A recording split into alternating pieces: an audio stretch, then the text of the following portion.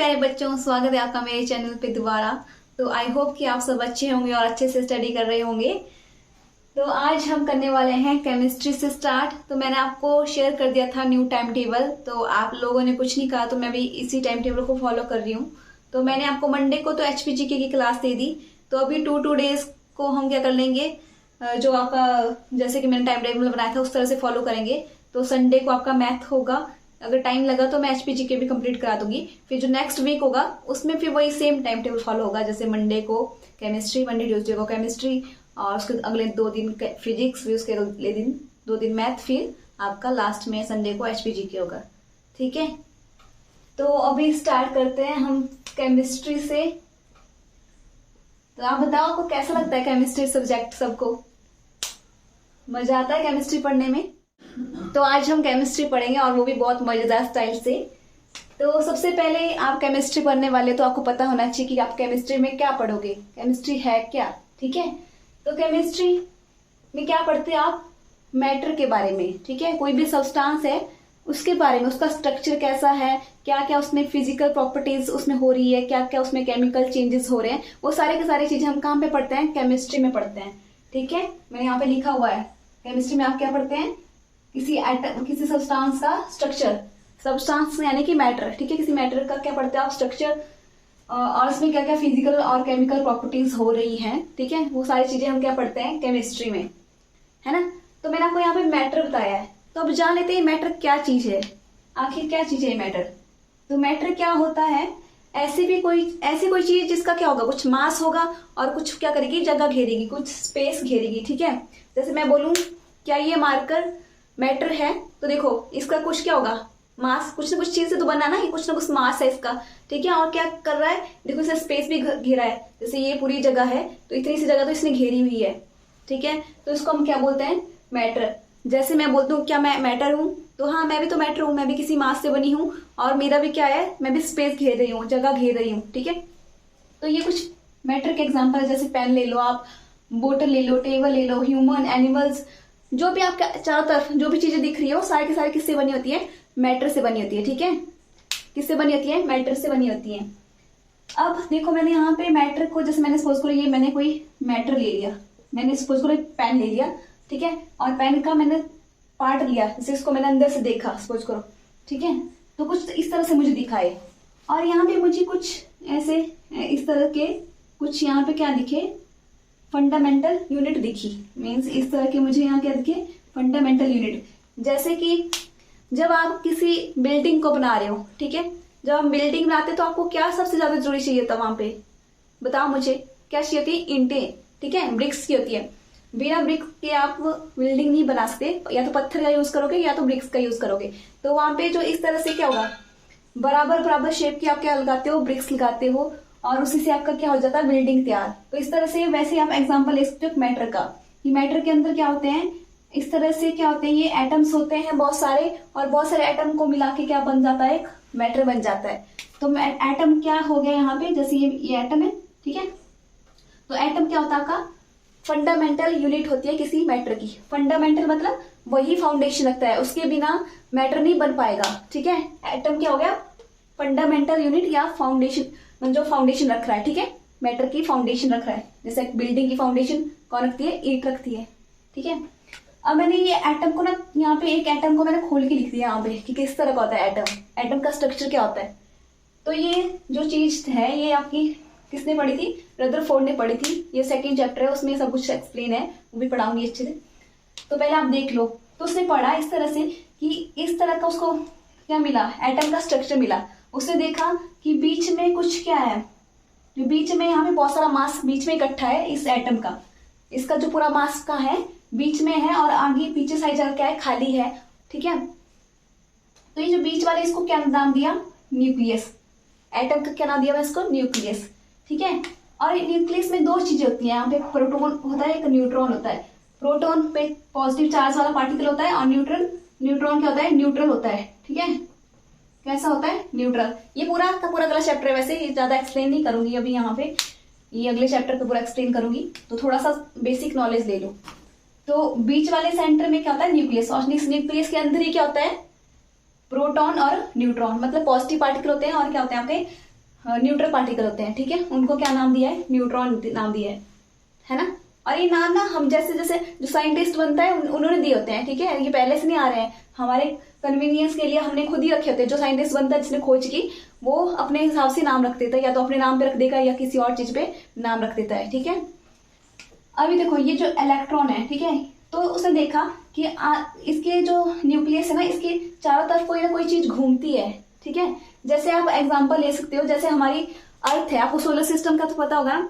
Solar system होता है, जैसे अर्थ है, सपोज करो ये आपका सन है, तो सन के चारों तरफ सारे के सारे क्या होते हैं, प्लेनेट घूम रहे होते हैं, ठीक है, घूम रहे थे ना, ऑर्बिट करते हैं। तो वैसे ही क्या होता है, ये समझ लो आप, न्यूक्लियस एक सूरज है, सन है, और उसके तरफ क्या कर रहे हैं, इलेक्ट्रॉन घूम रहे हैं, मतलब प्लैनेट्स घूम रहे हैं। तो ये पूरा का पूरा सिस्टम मुझे लगता है कि इंटरकनेक्टेड है सारी चीजें। तो उसका इसका भी इसी तरह से होता है, देखो न्यूक्लियस के चारों तरफ इलेक्ट्रॉन्स घूमते हैं, ठीक है, ऑर्बिट करते हैं। तो इनको हम क्या बोलते हैं, इलेक्ट्रॉन। क्या बोलते हैं, इलेक्ट्रॉन। तो अब मुझे आप बताओ, यहाँ पे एटम किससे बन रहा है, किससे बन रहा है, 3 चीजों से बन रहा है, इलेक्ट्रॉन, प्रोटॉन, न्यूट्रॉन, ठीक है। तो एटम का फंडामेंटल पार्टिकल क्या हो गया, मतलब इसको बनाने वाला कौन हो गया, ये 3 हो गए, प्रोटॉन, न्यूट्रॉन, इलेक्ट्रॉन, ठीक है। तो किसी भी एटम का फंडामेंटल पार्टिकल मीन्स उसको फाउंडेशन रखने वाला, उसको बनाने वाला कौन होता है, इलेक्ट्रॉन, प्रोटॉन, न्यूट्रॉन। आया समझ। तो अभी हम पढ़ेंगे मैटर के बारे में, मैटर की क्लासिफिकेशन के बारे में, यानी कि मैटर को हम कितने टाइप से वर्गीकरण कर सकते हैं, इसका कितने हिसाब से हम इसको पढ़ सकते हैं। तो ये 2 टाइप से हमने इसको डिवाइड किया होता है।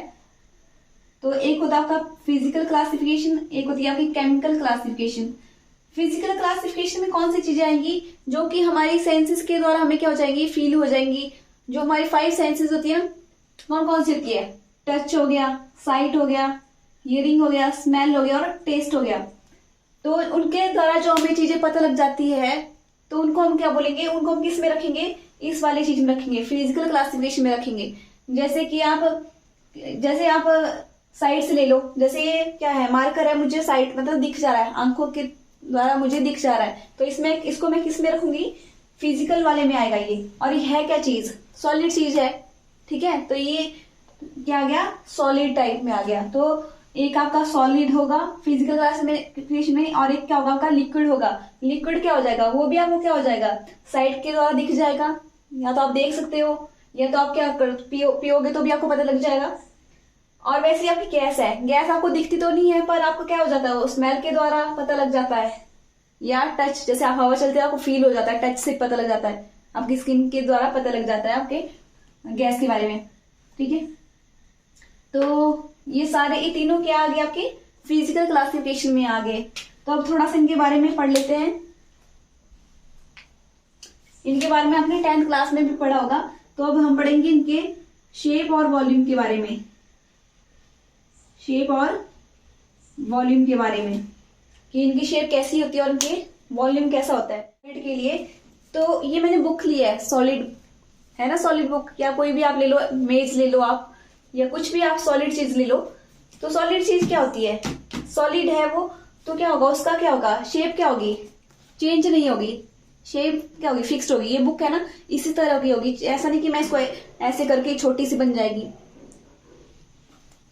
तो शेप क्या होती है सॉलिड की, फिक्स्ड होती है। कैसी होती है, फिक्स्ड होती है। और इसका वॉल्यूम, वॉल्यूम क्या है, कितनी जगह घेर रहा है, तो ये उतनी जगह घेरेगा, ऐसा तो नहीं कि कम हो जाएगा, या इसका वेट होगा सेम ही रहेगा, अगर ये ½ kg के तो ½ kg होगा, ठीक है।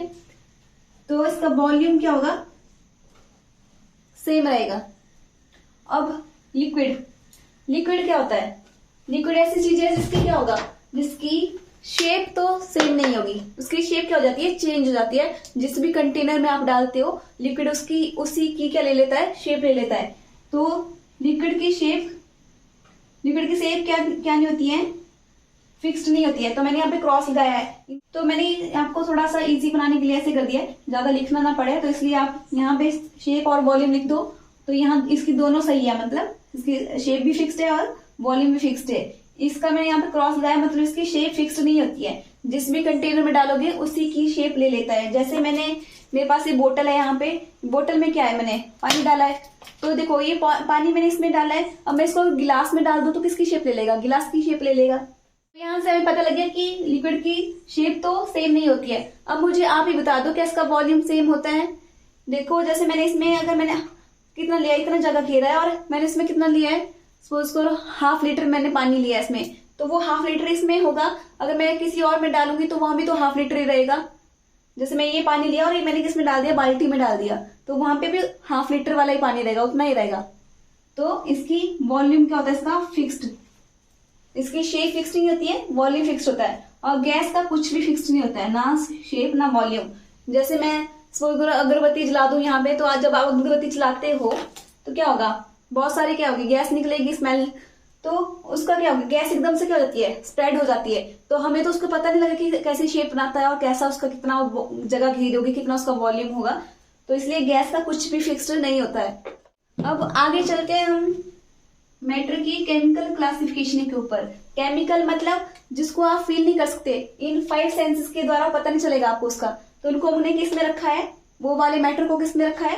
मैटर होता क्या है, पदार्थ, तो उन पदार्थों को हमने किस में रखा है, केमिकल में रखा है। ठीक है, केमिकल क्लासिफिकेशन की उनकी। तो वो 2 टाइप के होते हैं, एक होता है आपका प्योर सब्सटेंस और एक होता है मिक्सचर। केमिकली 2 टाइप से डिवाइड किया है, प्योर सब्सटेंस और मिक्सचर। और फिजिकल में 3 टाइप के होते हैं, सॉलिड, लिक्विड, गैस। तो इसको मैं अभी फर्दर समझा देती हूँ आपको आगे। तो बच्चों अभी हम पढ़ रहे थे केमिकल क्लासिफिकेशन के बारे में।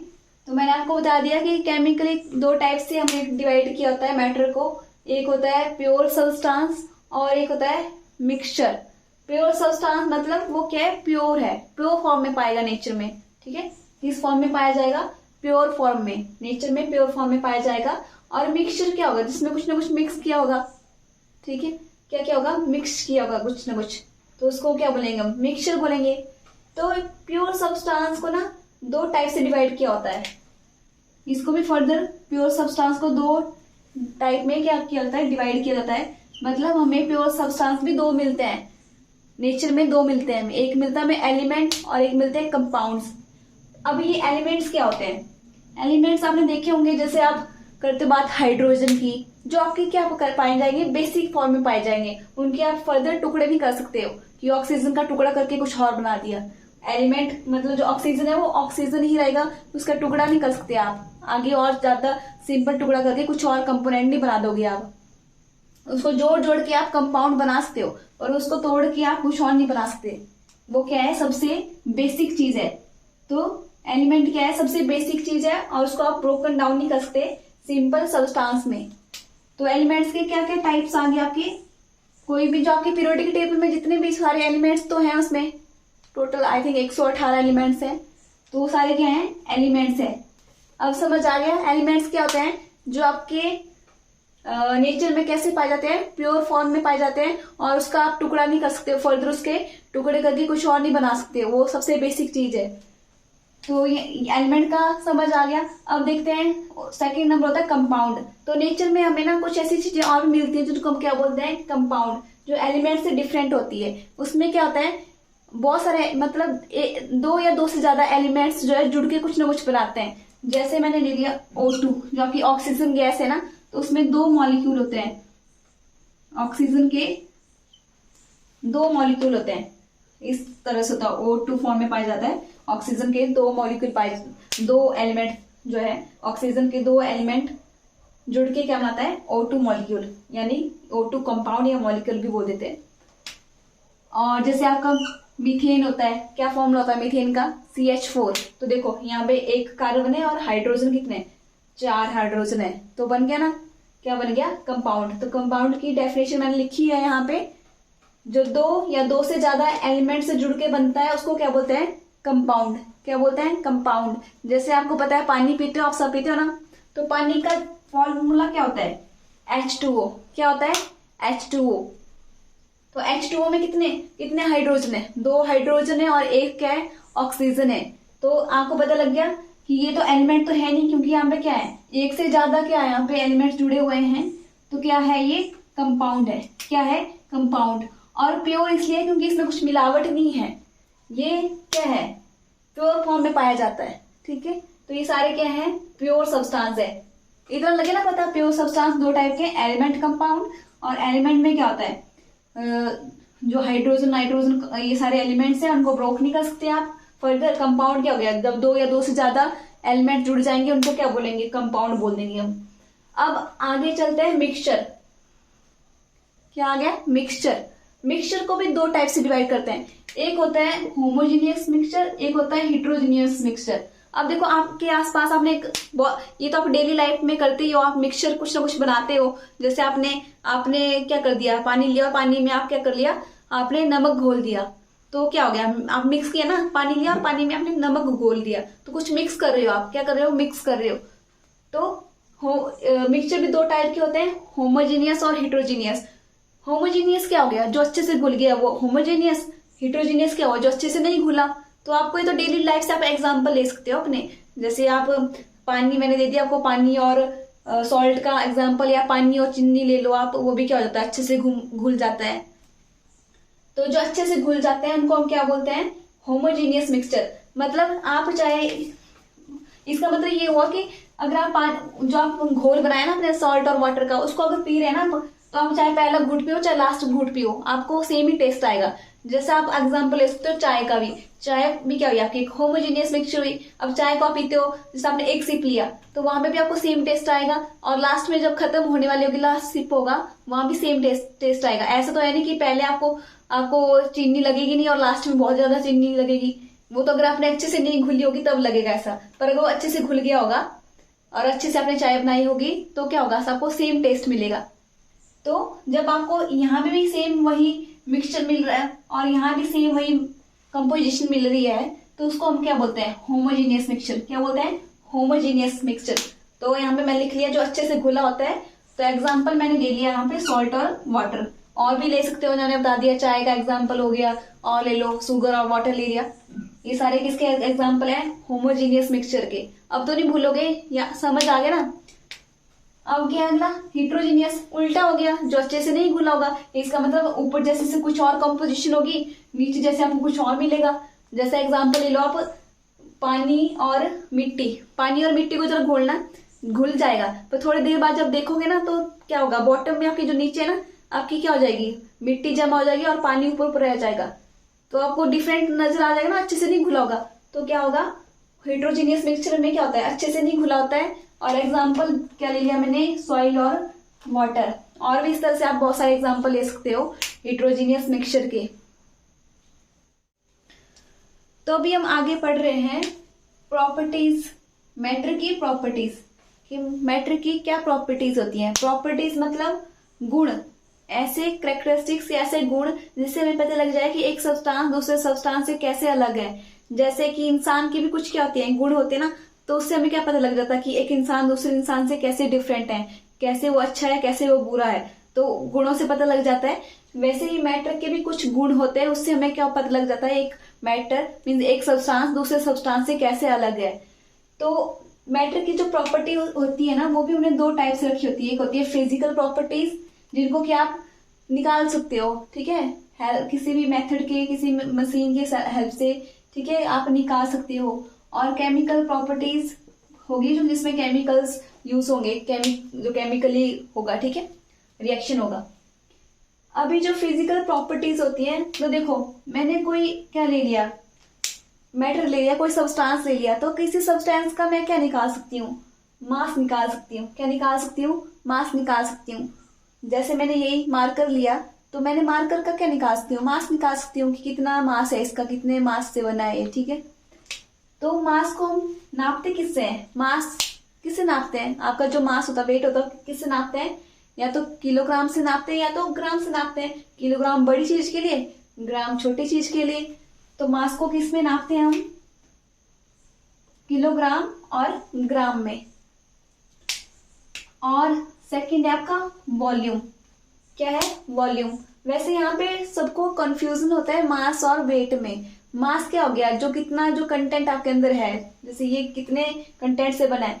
और वेट क्या होता है, जो इसके ऊपर से, जैसे अर्थ है तो अर्थ क्या लगाती है, अपनी तरफ खींचती है ना, किसी भी बॉडी को अपनी तरफ खींचती है, तो ऊपर से फोर्स लगाती है। जैसे मैं भी हूं तो मेरे ऊपर क्या लगी है, अर्थ भी फोर्स लगा रही है, तो उससे जो मेरा क्या बनेगा, भार बनेगा, तो उसको हम क्या बोलते हैं, वेट। पर अगर मैं अर्थ का ग्रेविटेशन फोर्स हटा दूं तो उसके बिना जो मेरे अंदर जो मेरा वेट बनेगा, मीन्स मेरा जो मास होगा, फिर ओरिजिनल आएगा जो मेरा मास है।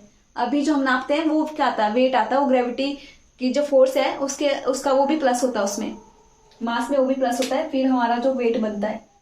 वॉल्यूम मैंने आपको बता दिया था ना कि वॉल्यूम क्या होता है, कितना जगह घेर रही है कोई बॉडी, कोई भी कितना स्पेस घेर रही है कोई बॉडी, उसको हम क्या बोलते हैं, वॉल्यूम। जैसे मैं इतना सा इस स्पेस का मैं इतना स्पेस घेर रही हूँ, और या तो ये मार्कर इतना स्पेस घेर रहा है, ठीक है, तो वो क्या होता है, वॉल्यूम। तो वॉल्यूम को हम किस किस में नापते हैं, या तो हम लीटर पे नाप लेते हैं, लीटर बड़ा हो गया तो केमिस्ट्री में हम सिंपल स्मॉल यूज करते हैं, जैसे मिलीलीटर में हो गया। और इसके अलावा सेंटीमीटर क्यूब में भी हम वॉल्यूम को नापते हैं। ये याद रखनी है हमने, ठीक है। कई बार ऐसे क्वेश्चन डायरेक्ट आ जाते हैं कि इसमें से कौन सा वॉल्यूम की यूनिट है, तो मिलीलीटर से भी हम वॉल्यूम को नापते हैं और सेंटीमीटर क्यूब से भी हम वॉल्यूम को नापते हैं। अगला आ गया आपका डेंसिटी। अगला क्या गया, डेंसिटी। तो किसी भी सब्सटेंस की हम डेंसिटी भी निकाल सकते हैं। डेंसिटी क्या होता है, density mass per unit volume. जैसे सपोज करो ये मार्कर है आपका, तो ये मार्कर में क्या होगा, आपका कुछ ना कुछ वॉल्यूम होगा और इतनी जगह घेर रहा है, तो इस जगह घेरने में कितना मास है इसका, कि इस पूरे वॉल्यूम में कितना मास बिलोंग करता है, उसी को हम क्या बोलते हैं, डेंसिटी। जैसे पॉपुलेशन डेंसिटी निकालते हैं ना, तो किसी स्पेस में कितने लोग रह रहे हैं, कितने घने वो रह रहे हैं, घनत्व, ठीक है, तो उसको हम क्या बोलते हैं, डेंसिटी, मास पर यूनिट वॉल्यूम। किसी भी वॉल्यूम में, किसी भी स्पेस में कितना मास है, उसी को क्या बोलते हैं, डेंसिटी। तो डेंसिटी को हम किस में नापते हैं, देखो मास की यूनिट क्या है आपकी, छोटी यूनिट ग्राम, और वॉल्यूम की क्या होता है, मिलीलीटर। तो फिर डेंसिटी की क्या निकलेगी, ग्राम पर मिलीलीटर। अगला है टेम्परेचर। तो किसी भी सब्सटेंस का हम टेम्परेचर भी निकाल सकते हैं, जैसे हम अपना भी टेम्परेचर निकालते हैं ना, जैसे हमें बुखार आता है तो फीवर होता है, तो हम टेम्परेचर निकालते हैं, पता लग जाता है हमें टेम्परेचर का। तो किसी भी सब्सटेंस का हम टेम्परेचर भी निकाल सकते हैं, तापमान उसका निकाल सकते हैं। तो टेम्परेचर को हम 3 यूनिट से हम टेम्परेचर को नाप सकते हैं। एक होती है केल्विन, एक होती है डिग्री सेल्सियस, और एक होती है फ़ारेनहाइट। ये 3 यूनिट से हम मेजर कर सकते हैं टेम्परेचर को। उसके बाद है प्रेशर। किसी भी सब्सटेंस का हम प्रेशर भी निकाल सकते हैं। प्रेशर क्या होता है, कितना दबाव उसके ऊपर पड़ रहा है, उसको हम क्या बोलते हैं, प्रेशर। तो प्रेशर को हम, इसकी भी बहुत सारी यूनिट्स हैं, उनमें से आप याद रख लेना। एक इसको एटमॉस्फेरिक यूनिट होती है, और एक पास्कल होती है, और एक बार होती है। ये प्रेशर को नापने की क्या है, यूनिट्स है। अब अगली आ गई आपकी केमिकल प्रॉपर्टीज। केमिकल प्रॉपर्टीज क्या होती है, जैसे एसिडिटी हो गई, रिएक्टिविटी, कितना रिएक्ट, जैसे आप किसी सब्सटेंस को कैसे डिफ्रेंशिएट कर सकते हैं, कोई चीजें ज्यादा रिएक्टिव होती हैं और कोई क्या होती है, कम रिएक्टिव होती हैं। जैसे एग्जांपल, जो आपकी नोबल गैसेस होती हैं वो क्या होती हैं, रिएक्टिव, अनरिएक्टिव होती हैं, रिएक्ट नहीं करती हैं। और वहीं आप क्या ले लो, आप आयरन ले लो, तो आयरन बहुत रिएक्टिव होता है, उसमें जंग लग जाता है बहुत जल्दी, तो उनकी रिएक्टिविटी क्या है, तो उसी रिएक्टिविटी से आपको पता लग गया कि कौन ज्यादा रिएक्टिव है और कौन कम रिएक्टिव है, तो आपने क्या कर दिया, उनको डिफ्रेंशिएट कर दिया, आपको पता लग गया कि कौन कैसा है। वैसे ही ऑक्सीडेशन नंबर से भी हमें पता लग जाता है, और टॉक्सिसिटी। ये सारे क्या है, केमिकल प्रॉपर्टीज है। और भी बहुत सारी प्रॉपर्टीज है, आगे चल के जब हम केमिस्ट्री को और ज्यादा समझेंगे तो हम सारी की सारी चीजों को पढ़ेंगे। यहां तक तो समझ आ गया होगा आपको शायद। तब आगे चलते हैं, यहाँ पे है आपकी क्या, इंपॉर्टेंट कन्वर्जन। तो सबसे पहले हम पढ़ेंगे वॉल्यूम के बारे में। जैसे कई बार यूनिट आपको डिफरेंट आ जाती है, जैसे आपने ये तो बचपन से पढ़ी होंगी कि 1 किलोमीटर में कितने मीटर होते हैं, तो कितने होते हैं, 1000 मीटर। तो वैसे ही कुछ और भी यूनिट्स होती हैं जिनका आपको पता होना चाहिए। तो वॉल्यूम की मैंने एक तो आपको बता दी, मिलीलीटर। तो 1 मिलीलीटर में कितने सेंटीमीटर क्यूब होते हैं, 1 सेंटीमीटर क्यूब होते हैं। कितने होते हैं, 1 सेंटीमीटर क्यूब। और ये एग्जैक्ट क्वेश्चन आ जाते हैं कई बार लाने के लिए। तो 1 मिलीलीटर 1 सेंटीमीटर क्यूब के बराबर होता है। कितने के बराबर होता है, 1 सेंटीमीटर क्यूब के बराबर होता है। उसके बाद वैसे ही अगर आप बड़ी यूनिट ले लो वॉल्यूम की, बड़ी क्या हुई, वॉल्यूम, सॉरी लीटर, क्या हुई लीटर। तो 1 लीटर कितने डेसीमीटर क्यूब के बराबर होता है? तो 1 डेसीमीटर क्यूब के बराबर आता है। 1 लीटर कितने डेसीमीटर क्यूब के बराबर होता है? 1 डेसीमीटर क्यूब के बराबर आता है। ये आपको पता कहाँ चाहिए कन्वर्सन, जब आपको न्यूमेरिकल सॉल्व करने होंगे तो वहां पे आपको पता होना चाहिए। उसके बाद चलते हैं टेम्परेचर के ऊपर।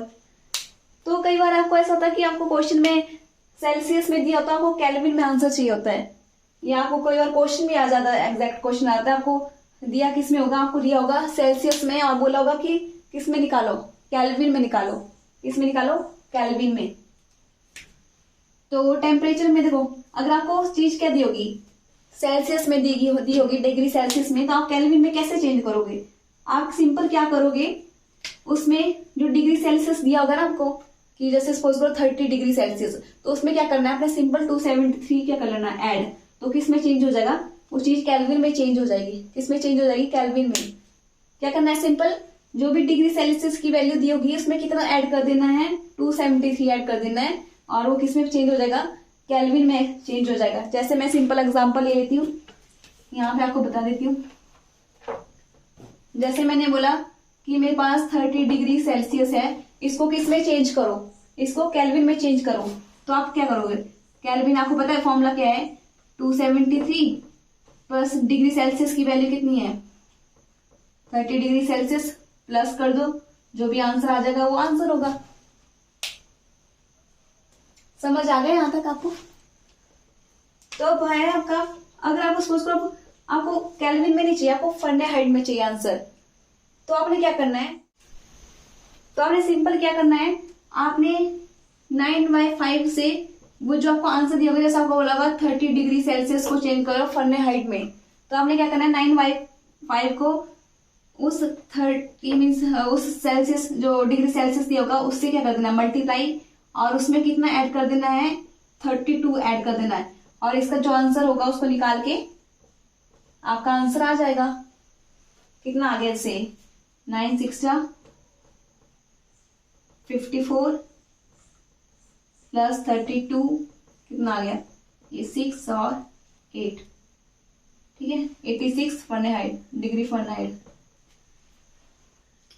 ये है ना, 4 + 2 6 और 5 और 3 8, 86 डिग्री फ़ारेनहाइट। तो इस तरह के डायरेक्ट क्वेश्चन आ जाते हैं कई बार, और टेट वाले एग्जाम में तो इतने सिंपल क्वेश्चन आ जाते हैं, वहां पे तो आप सॉल्व कर लोगे, बस आपको याद होना चाहिए फॉर्मूला। तो अब चलते हैं आगे हम प्रेशर पे। तो प्रेशर को किस में नापते हैं, मैंने आपको यहाँ पे बताया एटमॉस्फेरिक में नापते हैं। तो आपको अगर दे दिया होगा कि एक एटमॉस्फेयर में है, पर आपको आंसर निकालना है सपोज को बार में, तो आप कैसे करोगे, तो आपने क्या करना है, सिंपल जो आपका एक एटमॉस्फेयर होता है ना, वो किसके बराबर होता है, वो होता है 1.013 बार के बराबर, मीन्स लगभग सेम ही होता है, सिर्फ इतना सा डिफरेंस आया है। इसकी वैल्यू भी देखो 1 के बराबर ही है, वैसे एक बार ही हुआ है, थोड़ा सा और आ गया 0.13, तो 1.013 बार के बराबर होता है एक एटमॉस्फेयर। वैसे ही एक एटमॉस्फेयर किसके बराबर होता है, कितने किलो पास्कल के बराबर होता है, 101.3 मीन्स 101.3 किलो पास्कल के बराबर होता है आपका एक एटमॉस्फेयर। कितने के बराबर होता है, 101, और बार कितना आता है, बार में एक ही आता है, 1.013 मीन्स 1.013। और वैसे ही एक एटमॉस्फेयर कितने टॉर के बराबर होता है, ये सारे ना मैं आपको बता रही हूँ, किलो पास्कल, बार, टॉर, और ये सारे क्या है, आपके प्रेशर को नापने की ही यूनिट्स हैं ये सारी। और या कुछ ज्यादा थोड़ा बहुत इसका याद रखना, वैसे जो डिफरेंट क्वेश्चन आते हैं न्यूमेरिकल के, उनमें ये क्वेश्चंस आते हैं, पर कई बार डायरेक्ट आपसे पूछ लिया जाता है, तो थोड़ा बहुत आपको आइडिया होना चाहिए, अच्छा इसकी वैल्यू इतनी है। तो एक एटमॉस्फेयर कितने टॉर के बराबर होते हैं, 760 टॉर के बराबर होता है। ये छोटी यूनिट्स हैं, ये सबसे बड़ी यूनिट है, धीरे धीरे यूनिट्स कम होती जा रही है। तो एक एटमॉस्फेयर मैंने बता दिया 760 टॉर के बराबर होते हैं। और यही अगर आप प्रेशर किसके ऊपर निकालना है, आपने मरकरी की रिस्पेक्ट में निकालना है, तो उसको क्या बोलते हैं हम, उसकी यूनिट क्या है, मिलीमीटर ऑफ मरकरी। तो वो एक एटमॉस्फेयर कितने मिलीमीटर ऑफ मरकरी होता है, 760 ही होता है, वो भी यहाँ भी 760 और यहाँ पे भी 760 मिलीमीटर ऑफ मरकरी। तो इनको आप याद कर लेना, ठीक है, ये याद करने वाली चीज है, मैंने समझा दी, पर इनको आप याद कर लेना सारी चीजों को। और ये जो मैंने आपको कराया है इसके अच्छे से नोट्स तैयार कर लेना। और डेली पढ़ोगे आप तो पेंडिंग नहीं पड़ेगा, और जब आपका एग्जाम होगा तो अच्छी तैयारी हो जाएगी आपकी। तो डेली आप थोड़ी थोड़ी मैं वीडियो बनाती हूँ तो उसको देख लिया करो और टाइम से देख लिया करो। तो आई होप कि आपको ये सारा कुछ समझ आ गया होगा जो मैंने आपको पढ़ाया होगा। और थोड़ा बहुत आपको कंफ्यूजन होगा तो मुझे प्लीज क्लियर कर देना कमेंट सेक्शन में। कमेंट सेक्शन में बताते तो मुझे पता लग जाता है कि अच्छा मुझे ये चेंज करना है, और आपको मेरे पढ़ाने का स्टाइल अच्छा लग रहा है कि नहीं लग रहा है ऐसा बता दो। कहीं पे कंफ्यूजन तो नहीं हो रहा है, या मैं ज्यादा फास्ट तो नहीं करा रही या ज्यादा स्लो तो नहीं करा रही, तो प्लीज बता देना मुझे। और जो भी डाउट हो उसको पूछ लेना मुझसे। और मिलते हैं फिर नेक्स्ट वीडियो में, और अपना ध्यान रखिए हेल्थ का। Bye bye, take care.